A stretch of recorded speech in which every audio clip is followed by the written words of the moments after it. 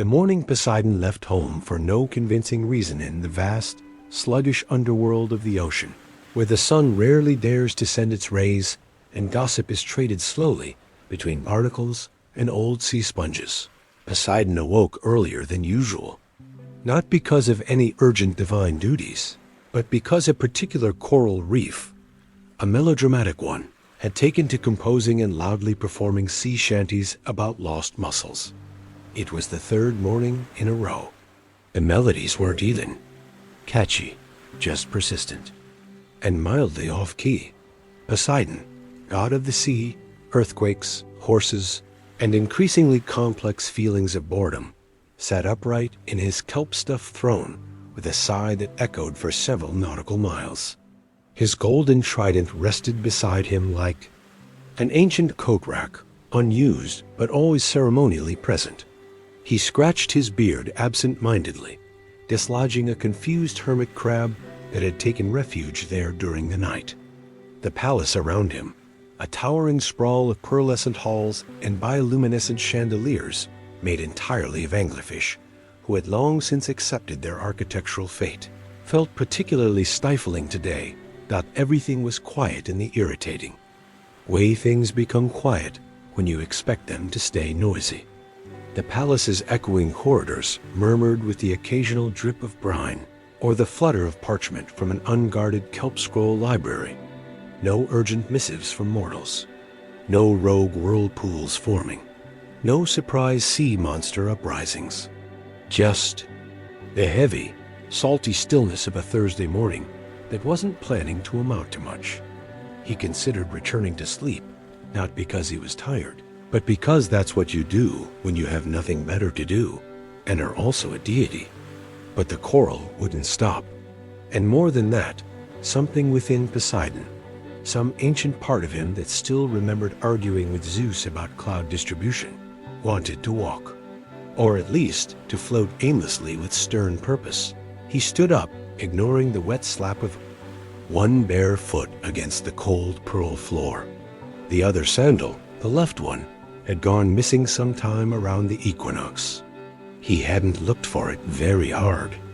There's only so much dignity a sea god can maintain while crawling around under his own throne muttering, "Where is it? Where is it? I'm quite sure I left it near the jellyfish lamp." And besides, nobody really questioned him about it. The trident distracted people from a lot of asymmetry. He left the palace in his usual, understated fashion, through a 40-meter-long seahorse-guarded tunnel lined with bioluminescent seaweed that spelled his name in ancient oceanic every third Tuesday. The tunnel hummed politely as he passed, as if unsure whether to greet him or pretend to be asleep. Outside, the sea was as it often was, present. A few schools of fish debated whether to arrange themselves into the shape of a vase or an ironic tribute to the alphabet. They settled on a chaotic spiral and seemed happy with that. A sleepy sea turtle floated by wearing a barnacle monocle and reading a damp copy of The Ethics of Drifting. Poseidon nodded solemnly at him. The turtle didn't look up. His destination was unclear. That was part of the appeal. When you're immortal and omnipotent in your domain, walking somewhere just because you can becomes its own reason. And so he floated, gently pushed by a current that seemed too considerate to interrupt. After approximately the time it takes a lazy stingray to blink twice, which, admittedly, is both rare and difficult to measure, Poseidon arrived in one of the more forgettable regions of the Aegean. It was mostly known for being not particularly known for anything. A sunken merchant ship rested on its side, now home to a quiet library of soggy scrolls and crustaceans with literary aspirations. Nearby, a clam recited haiku to itself. The ocean here was less of a symphony and more of a long exhale. That's where he saw him. Delphinos. A dolphin with a reputation. Not the usual kind of reputation. Speed, acrobatics, charisma. No, Delphinos was known for his deeply inconvenient ability to argue. Not argue in the way that mortals argue, with loud voices and red faces and eventual apologies. Delphinos argued like a tide, slow, persistent, and wearing down your convictions until you weren't even sure you had them. To begin with, he once convinced a jellyfish that it was actually a very shy squid. The jellyfish had since retired from public life and lived alone in a kelp cave. Delphinos was spinning in slow circles when Poseidon approached, humming something atonal and vaguely smug. The sea god cleared his throat. Delphinos didn't stop. Spinning. "Morning," Poseidon said, with the flat tone of someone not looking to start a conversation, but not opposed to one happening.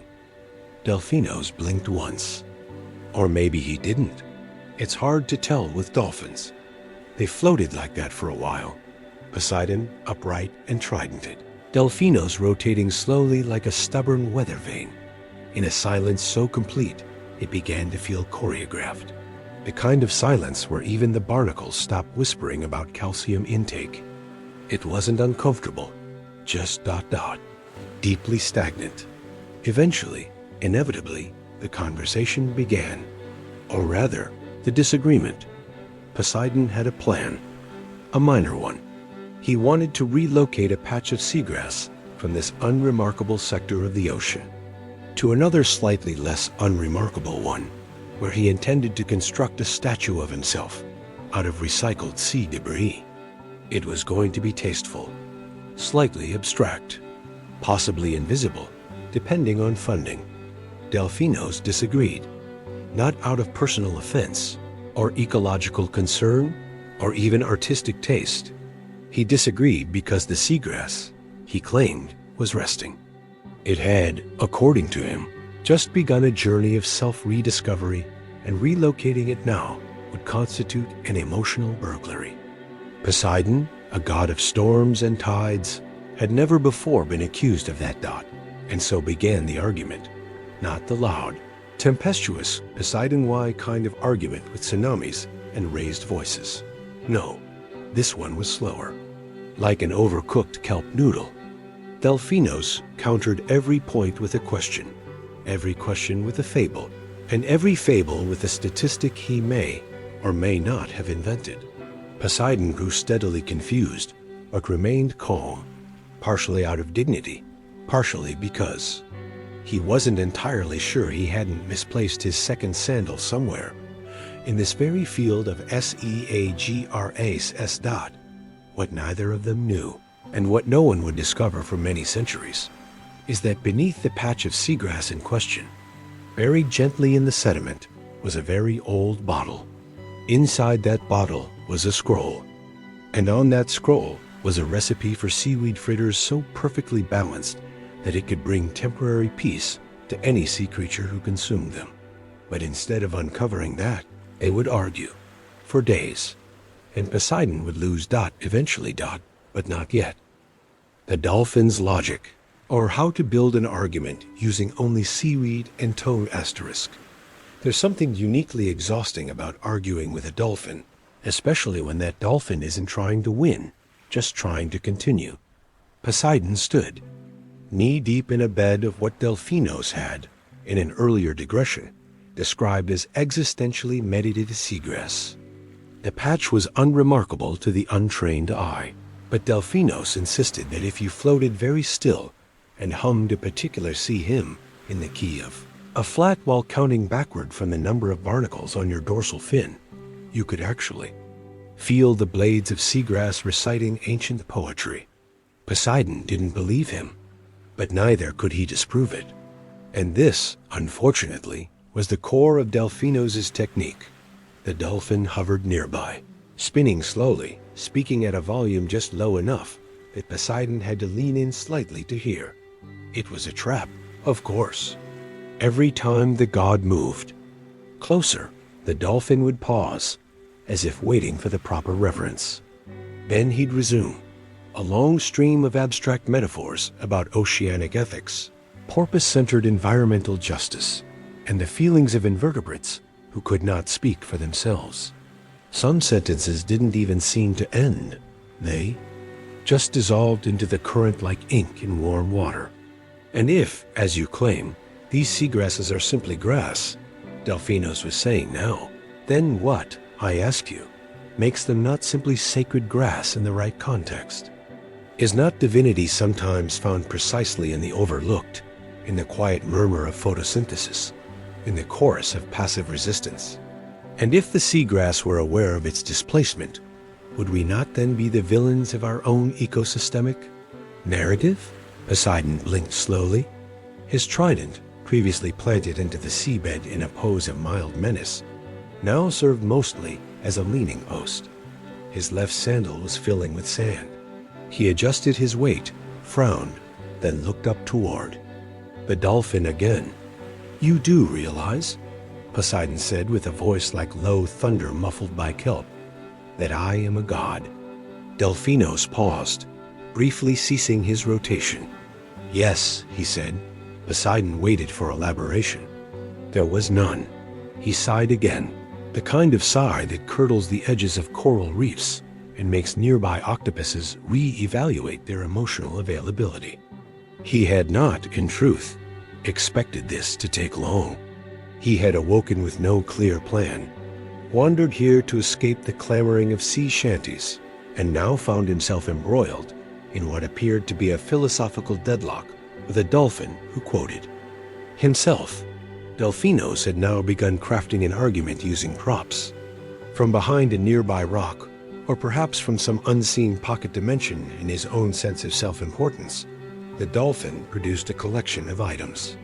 A length of seaweed, a tiny seashell, and a pebble with a perfectly circular hole in the center. He arranged them on the seabed with great ceremony. "This," he declared, pointing to the seaweed, "represents linear thinking." He stared at Poseidon to see if he was following. Poseidon nodded slowly, not because he understood, but because resisting only prolonged things. "This," Delphinos said, indicating the seashell, "is a model of empathy, a container of echo and resonance. When you press your head to it, you hear not the sea, but your own longing." Poseidon tilted his head slightly. The trident pulsed faintly in his grip, as if bored. "And this," Delphinos continued, hovering over the pebble, "is the argument you think you're making. Clean, hollowed, symmetrical, but look more closely." Poseidon looked. "It is, in fact," Delphinos said with rising drama, "the argument you are refusing to have." Silence. Somewhere, very faintly, a shrimp coughed. Poseidon, with the practiced patience of a being who once had to mediate a centuries-long dispute between two rival fish markets in Thessaly, allowed the moment to breathe. Then, very softly, he said, "I just want to move the grass to another part of the ocean, temporarily." Delphinos narrowed his eyes. "And why do you want to move it?" Poseidon hesitated. It was the kind of hesitation one usually sees when a person realizes they are about to say something deeply unimpressive. Aloud, "I thought it would look nice around the statue." "What statue?" Poseidon winced slightly. "A statue of me." Delphinos said nothing for a long time. The ocean, embarrassed on Poseidon's behalf, seemed to hold its breath. A passing crab discreetly moonwalked out of frame. The dolphin finally broke the silence with a soft click of his teeth and a gentle, almost pitying spin. "I see," he said. "So the great Poseidon, the shaker of the earth, tamer of horses, lord of the salt and current, seeks to disturb a peaceful, contemplative marine meadow." For a self-portrait, Poseidon's left eyelid twitched. "It's abstract," he said weakly. "Even worse," Delphinos whispered. It was then that Poseidon realized he was not winning. More than that, he realized that winning was no longer even structurally possible. Delphinos wasn't arguing to convince, or even to be right. He was arguing to exist. This was the dolphin's natural state. Some creatures swam, others hunted, and some, like Delphinos, were simply born into the ocean with an innate, mystical talent for gentle obstruction. In that moment, Poseidon began to reflect. Not because he was wrong, but because he suspected, on a level he wasn't ready to admit, That being right was the least helpful position one could hold in this particular exchange. So he floated in silence, nodding occasionally, while Delphinos spoke at length about sacred symmetry, the dignity of grass, and the moral implications of self-depiction through sculpture. Every now and then, Poseidon would raise his hand slightly, as if to interject, and Delphinos would respond with a well-timed sigh and a new anecdote about a clam who once found peace by refusing to open. Eventually, a small crowd of sea creatures gathered to listen, not out of loyalty to either party, but because it was the most interesting thing happening that afternoon. A squid knitted a miniature Poseidon trident out of kelp. 2 sardines placed bets, not on who would win, but on how many metaphors Delphinos would use before sunset. The answer, incidentally, was 17. And so the second day began, not with thunder, not with action, but with the soft, spiraling weight of a conversation that had become ritual. A dolphin speaking in circles, a god who couldn't find the center, and the ocean around them, listening, always listening. Of barnacles, bureaucracy, and the unbearable slowness of divine negotiation. By the dawn of the third day, Poseidon no longer stood, he hovered, not in the regal, imposing sense, but in the defeated, spine-sagging sense of someone who has realized they are deeply embroiled in a war of attrition against a being incapable of linear conclusion. His trident had, at some point during the late hours of the previous tide, transformed from a divine weapon into something more closely resembling a walking stick. His sand had molded itself to his heel like a patient, clinging friend. And Delphinos, sweet, infuriating Delphinos, had just begun quoting sea anemones. As the anemone once said to the hermit crab, the dolphin intoned with dramatic cadence, "If I must move, then I shall move with dignity. And only if I'm invited to tea." Poseidon squinted. He was reasonably certain anemones did not speak, or drink tea, or, for that matter, believe in dignity. He had personally watched one consume a plankton with the kind of enthusiasm normally reserved for competitive eating. But at this stage in the discussion, facts had been gently escorted out of the building and replaced by a meandering haze of poetic license and marine gossip. The god scratched his beard, which by now had collected several strands of drifting kelp and what might have been a confused shrimp. He considered, not for the first time, simply snapping his fingers and teleporting both himself and the entire seagrass bed halfway to Ithaca. But doing so would mean Delphinos had won, or worse, that he hadn't, but would still claim victory using a metaphor about the journey being the true destination, or perhaps the grass having never been real to begin with. And so Poseidon waited. Delphinos, meanwhile, had created a makeshift council. The circle included a jellyfish named Chloris, who pulsed agreement with whatever was last said, a disillusioned eel named Marcus, who had recently taken up underwater calligraphy, and a mute barnacle with one large eye, whom Delphinos referred to only as the Witness. Poseidon suspected this was meant to intimidate him, or at least apply peer pressure. It did not. What it did apply, unfortunately, was a layer of bureaucratic slowness, so thick that even Zeus, had he been present, would have turned himself into a cow and fled in despair. The new system involved deliberations. Delphinos proposed a motion for further reflection, which Chloris seconded with a wobble and a bioluminescent flare. Marcus objected, but his protest took the form of an elaborate cursive drawing in sand that Poseidon was fairly sure read, "I have questions about my life choices." The Witness, of course, abstained. Every few minutes, Delphinos would spin in a slow, deliberate arc and ask Poseidon to restate his original position. Not to clarify, mind you, just to create the illusion of forward motion. And each time Poseidon obliged, Delphinos would nod gravely and say something like, "And yet, is that truly what you mean?" The god began to wonder if the dolphin had a hobby, or if this was his hobby. He suspected the latter. He glanced toward the horizon, where the sun refracted lazily across the water like a bored apology.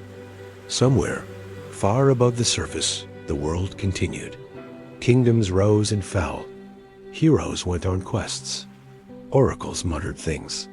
But here, at the bottom of the sea, time had bent to a spiral, and Poseidon was stuck at its center, endlessly. Circling a conversation about underwater landscaping got to break the monotony. Poseidon summoned a visual aid. He raised one hand, murmured a minor incantation, and conjured a miniature replica of his planned statue. It was tasteful, if a little smug. A stylized depiction of himself with arms raised, waves crashing behind him, and a strategically placed dolphin riding the surf. Not Delphinos, of course. A generic dolphin, sleeker, less verbose. Delphinos. Observed the statue with unreadable calm. "And this," he asked quietly, "you believe is beauty?" Poseidon nodded. Delphinos blinked. "It's nice." There was something in the pause, some unspoken clause, that scraped Poseidon's nerves like a rusty anchor. "But?" "Well," the dolphin continued, "it's a very loud kind. Of nice, like a coral reef wearing sunglasses. Have you considered something more contemplative? Perhaps a single piece of driftwood, or a sea sponge sculpted to resemble nothing at all?" Poseidon grunted. "It's meant to inspire." "It inspires me," said Delphinos, "to think about ego." The witness blinked. A silence fell. Not the serene kind, but the thick, awkward kind usually found in waiting rooms and family dinners. Clors, sensing tension, pulsed gently and floated away. Marcus the eel drew a spiral. Delphinos floated higher, adjusting his tone. "Let us say you move the grass. Let us say no creature protests. Let us say even the plankton hold a referendum and agree unanimously. Let us say your statue stands, proud and majestic, on that soft bed of displaced meditation grass. Then what?" Poseidon was tired. Tired in the way oceans are tired after carrying civilizations for millennia. He didn't answer. Then Delphinos continued. "A crab builds a home nearby. A sea cucumber writes a poem about the statue's shadow. And perhaps a child dolphin, swimming past, looks up and says, 'That's where the god Poseidon once stood. But I like the barnacle better.' And one day, your statue topples. Not from malice, not from war, just from time. And all that remains is grass." Poseidon stared at him. "Grass," the dolphin repeated softly. The god felt a strange emotion stirring. Not guilt, not anger, but something more dangerous. Understanding. Not because Delphinos had convinced him, but because Delphinos had distracted him from wanting to win. The dolphin drifted closer. "You are a god," he said, "but the sea is older than you. Sometimes it whispers through weeds and barnacles. Not to oppose you, just to ask why." Poseidon blinked slowly. Not in annoyance, but in something approaching acceptance. Or perhaps resignation. "I still want to move the grass," he said. Delphinos nodded. "Of course, but maybe just a little." "Reasonable," the dolphin agreed.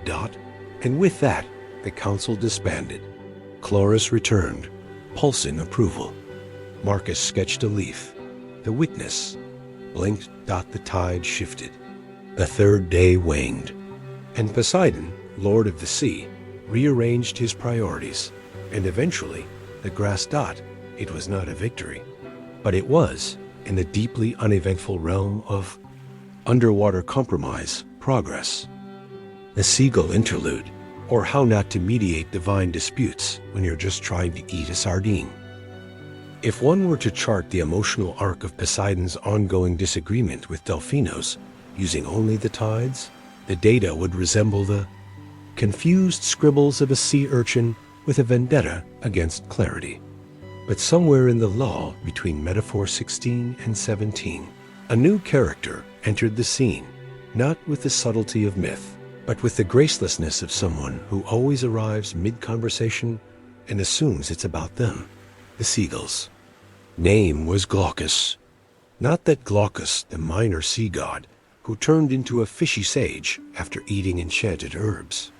This Glaucus was a bird, entirely unenchanted, entirely uninvited, and entirely in possession of a sardine he was very protective of. He landed on the edge of a jagged rock near Poseidon and Delphinos, fluffed his feathers, and began to eat the sardine with the smugness of someone who thinks chewing louder is a form of contribution. Poseidon blinked at him. Delphinos paused, mid-rant about the ecological implications of kelp displacement. Glaucus did not acknowledge. Either of them dot. The silence was loud dot eventually. Poseidon cleared his throat. Do you mind? Glaucus, with a single squawk that contained the entire ethos of someone who regularly ruins picnics for sport, responded, No. Are you aware, Delphinos began delicately, that you are currently consuming the remains of a fellow marine citizen in a sanctuary of passive resistance and underwater dialogue? Glaucus looked at the sardine's tail sticking out of his beak, then at Delphinos, then back at the sardine. Yes, he said, and he was delicious. The dolphin did not blink, because dolphins, generally speaking, do not blink, but his paws carried enough disappointed weight to make 3 nearby sea slugs retreat into themselves from secondhand embarrassment. Poseidon, weary and somewhat grateful for the interruption, gestured vaguely between the two creatures. Perhaps you could mediate. Glaucus narrowed his eyes. Between you and the philosopher fish? He's a dolphin, Poseidon muttered. Same thing, said the gull. Delphinos inhaled sharply through his blowhole, the aquatic equivalent of a deeply wounded gasp. I am an aquatic mammal, not a piscine simpleton. Debatable, the gull muttered, now licking sardine oil from his feathers. There was, for a brief moment, a sense that something ancient and terrible might unfold, a divine smiting, a metaphysical wave, a lightning bolt of pure semantic fury. But Poseidon simply exhaled and slumped back into the existential seagrass. Glaucus, chewing thoughtfully, finally offered, Here's your problem. You're both using the wrong verbs. Delphinos turned, suddenly intrigued. Explain. Poseidon groaned. Please don't. But it was too late. The gull puffed himself up like a goose who's just been asked to explain economic theory at a family dinner. You're trying to argue, Glaucus said, when you should be interrupting with intent. You're talking at each other, not over each other. That's where real progress happens. Delphinos looked as if he'd been personally insulted by the structure of that sentence. That is neither ethical nor constructive. Exactly, Glaucus said smugly. But it ends things. Eventually.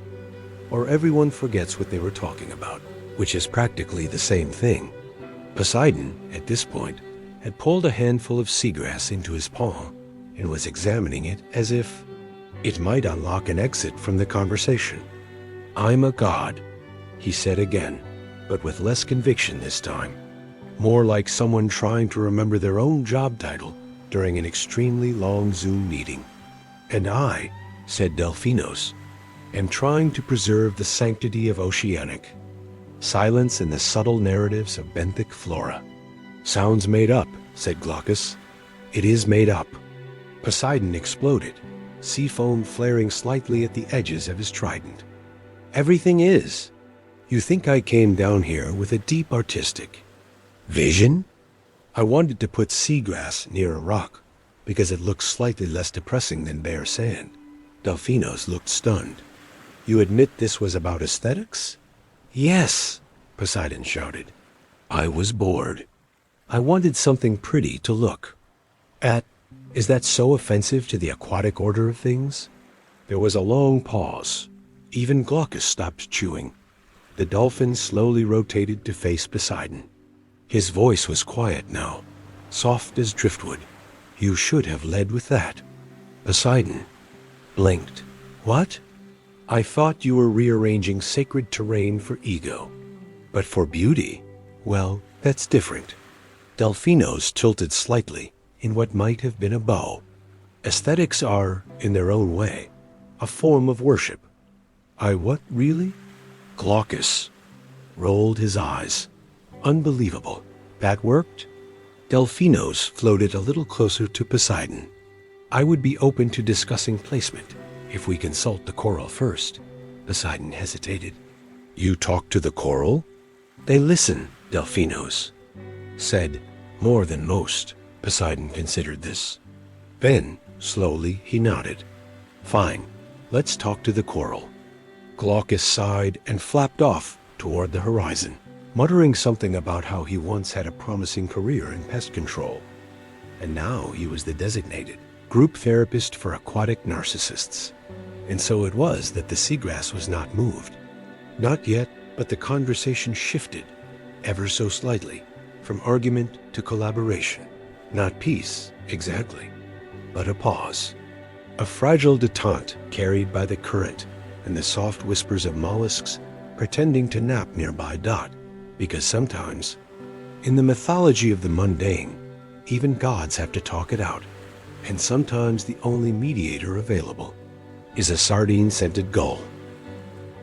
Coral consultations, or how to take minutes at a meeting where no one has a mouth.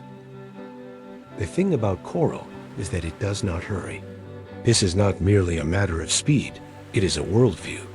To seek counsel from the coral, as Delphinos insisted, meant entering a temporal zone where conversation was measured in the language of mineral accretion, sedimentary opinion, and the quiet creak of calcium-based bureaucracy. Poseidon, whose patience had already been battered by dolphin monologues and gull sarcasm, found this development personally offensive. "You're telling me," Poseidon said, folding his arms and staring at the undulating reef below, "that we must wait for a decision from this?" Delphinos, floating reverently beside a large brain coral the size of a modest fishing boat, nodded. "It is not so much a decision as a collective hum of consideration. Listen." Poseidon leaned in. The reef crackled faintly tiny snaps of shrimp, the hiss of sea urchins adjusting their schedules, the occasional internal sigh of a sponge trying to make peace with its life choices. It sounded less like wisdom and more like a poorly tuned underwater campfire. "I hear popping." Poseidon muttered. "That's the start of consensus." Delphinos whispered, eyes closed, as if to better receive the coral's vibrations through his melon. Each click is a data point in the long, slow deliberation of marine truth. From a nearby outcrop, a sea cucumber slowly rotated. No one had asked it to contribute, but it emitted a low groan that everyone agreed was either agreement or gastric. Discomfort. Poseidon shifted, pressing his trident into the sand, as if it might help him stay upright against the inertia of the moment. The sun above cast lazy waves of light through the surface, dappling the reef with the flickering aura of a conversation that refused to end. "How long does this usually take?" Poseidon asked, already regretting the question. Delphinos shrugged. "The last time I consulted the coral, I was asking whether crabs should be allowed to vote in sponge councils. Took 3 days and a lightning bolt. Eventually, the coral abstained, citing existential ambiguity." Poseidon blinked. "So we're asking a council that refuses to participate in decision-making?" "No," Delphinos corrected. "We are consulting a chorus that declines to intervene, but will gladly comment." There was a pause. A barnacle sneezed. Somewhere above, the faint outline of Glaucus the gull passed overhead again, circling just long enough to squawk, "Still talking?" Before vanishing in the direction of a sandwich someone had dropped from a passing ship. The reef, meanwhile, crackled. Louder. Delphino's eyes opened wide. "They're forming a sub-opinion." Poseidon gave him a blank look. "A what?" "A sub-opinion. It's when a section of the reef diverges from the main interpretive framework. Listen, do you hear that staccato rhythm on the eastern ridge? That's the staghorn colony. They often lean toward cautious aestheticism. I hate everything you're saying, Poseidon said, but very quietly, because a small part of him was beginning to suspect that it was happening, that the reef was reacting, not in words, but in waves. Shifts in current, temperature, the slow curvature of water around old ideas dot, and for a moment, just a moment, Poseidon stopped resisting, not because he believed, but because resisting had failed so thoroughly. He knelt in the sand, not with grandeur, not in a pose of reverence, but with the weary collapse of someone realizing that nature will not be moved by divine titles or a strongly worded monologue. The reef popped again. This time, it sounded ... approving? Delphinos spun once in excitement. That was the choral equivalent of a shrug and a tentative nod. We're making progress. Poseidon grunted. So what's the verdict? The coral is not opposed to the grass being moved, Delphinos explained, as long as it remains within the spirit of the original meadow. They have suggested a temporary cultural relocation, a sabbatical, if you will. Poseidon blinked. The grass is going on vacation. To your statue site, yes. And then it returns. Why? Delphinos paused. So that it can speak of its journey. Poseidon inhaled, held it, exhaled like a tide giving up on being dramatic. Fine, fine. I'll relocate the grass temporarily. I'll build the statue. I'll hold a ceremony. I don't know, journal about the experience. Delphinos lit up. Excellent. I'll draft a blessing for the relocation. The coral will contribute a silent benediction. Perhaps a sea. Slug choir? Poseidon said nothing. But his silence, for the first time, was not resistance. It was ... consent. Resigned. Bewildered. But real ... And so, with the vague blessing of the reef and the enthusiastic coordination of a dolphin who took metaphor personally, the project moved forward. The grass would be lifted in gentle swaths and transported with solemn ritual to a nearby undersea ledge, where Poseidon's unfinished statua blocky, vaguely smug silhouette waited to be adorned. The coral popped gently in the background, as if trying to say, "Don't mess it up," in Morse code. The grass swayed. The sea held its breath. And Poseidon, lord of the deep, shaker of the earth, god of storms and salt, whispered to himself, "Next time I want a lawn, I'm asking to meet her." Of statues and sand fleas, ceremony for the aesthetically misunderstood. On the morning of the fourth day, though morning is a generous term in the deep sea, where light is more of a rumor than a presence, Poseidon stood in front of his statue, adjusting a particularly stubborn bit of kelp that had lodged itself behind what he insisted was meant to be an abstractly noble jawline. It was not going well.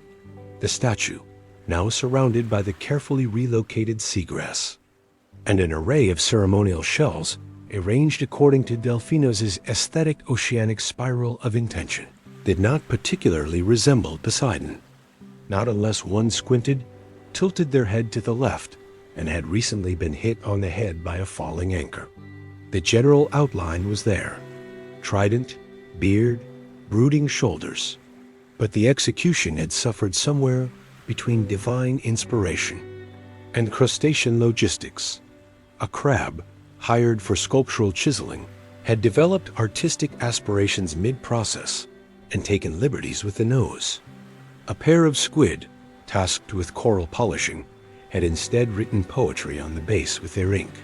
And a shoal of jellyfish had decided that what the statue really needed was a sense of emotional vulnerability, which they attempted to convey by draping translucent membranes across the eyes like sorrowful veils. Delphinos was delighted. "It's perfect," he whispered, spinning in small circles. "A testament to divine fragility. It says, 'Here stands a god who listens.'" It says I have a melting face, Poseidon replied, not unreasonably.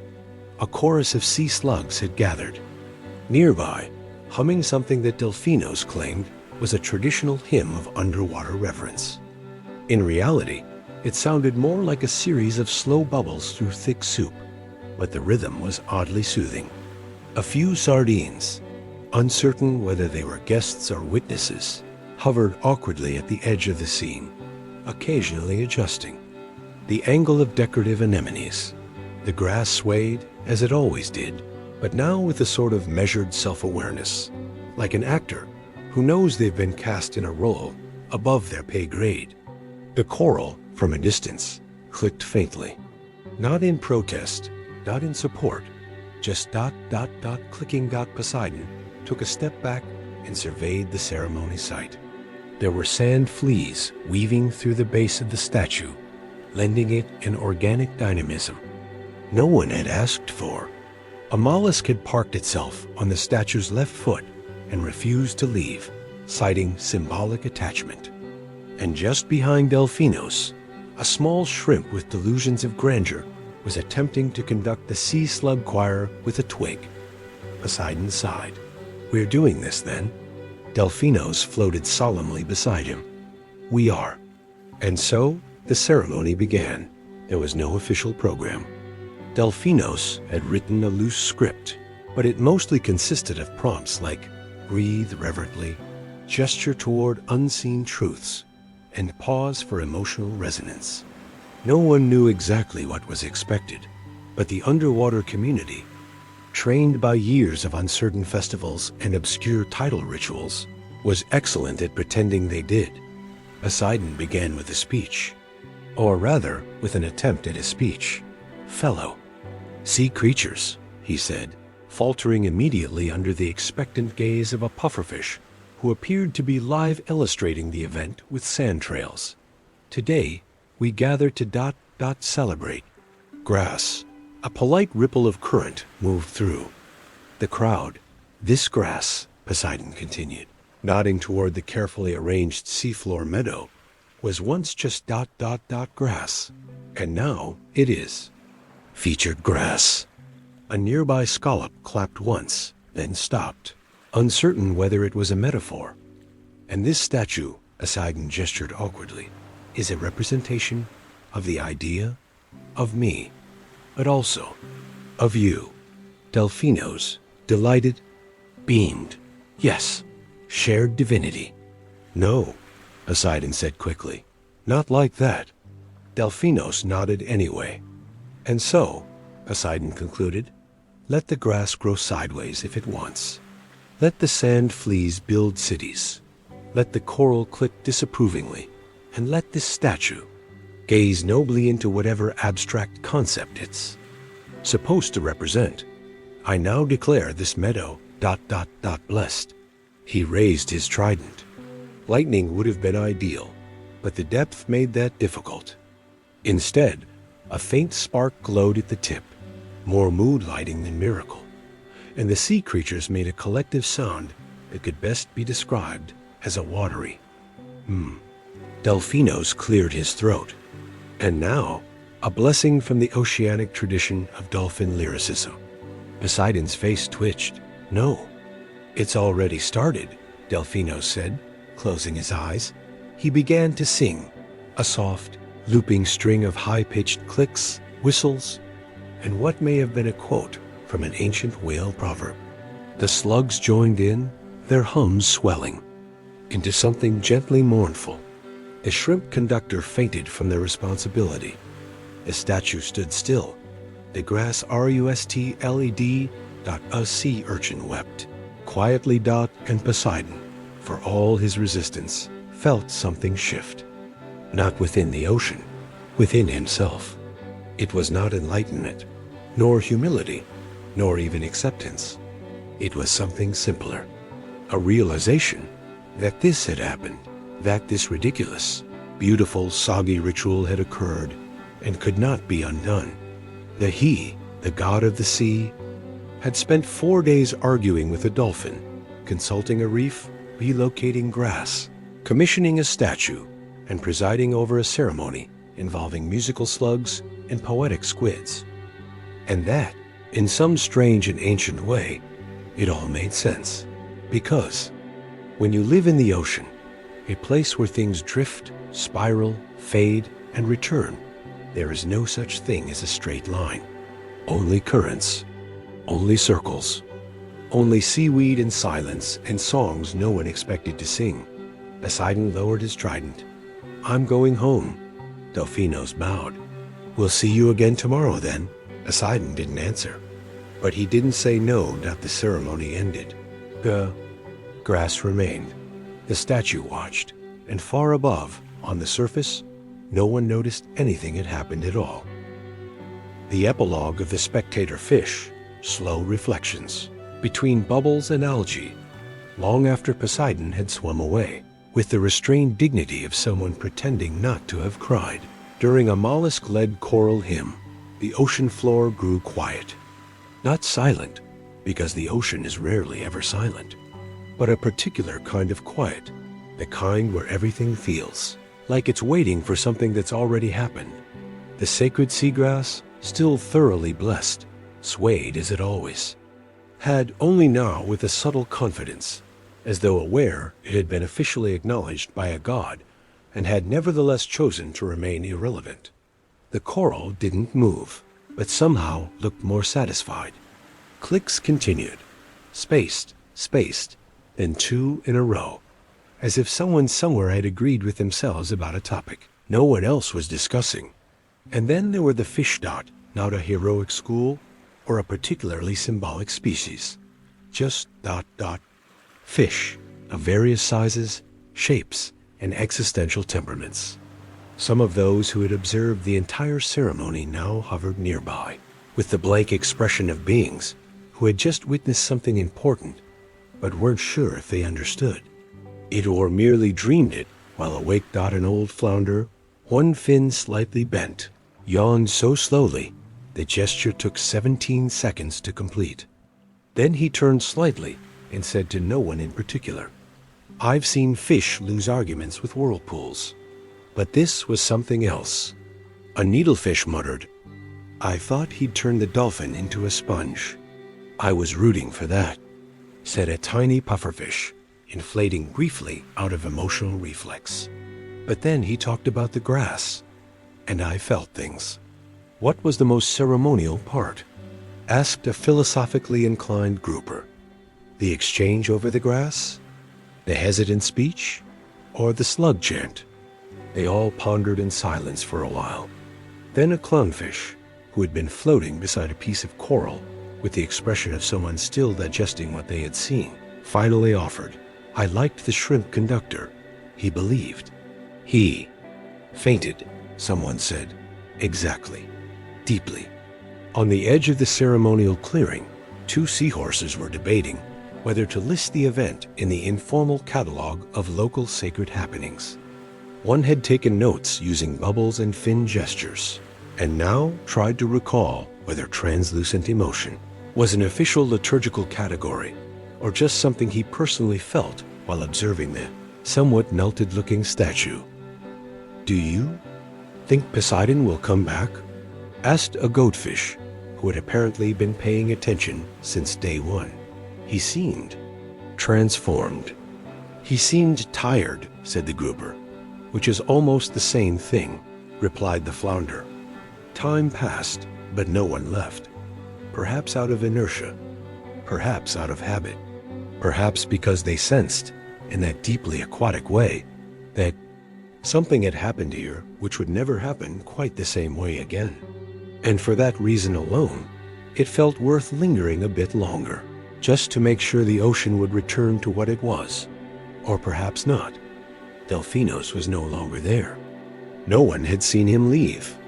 But a melodic note, not a song, just a shift between two currents, still echoed faintly among the reefs, as if the dolphin had left behind a sort of liquid ellipsis.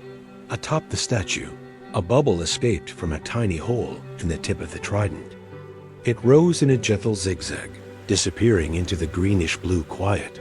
The grass didn't move in any special way. The algae said nothing. But one by one, the fish slowly turned and swam off to their respective errands, not because the ceremony was over, but because they knew, instinctively, that some stories end when they've already been sitting quietly in the middle of silence. And this was one of those stories.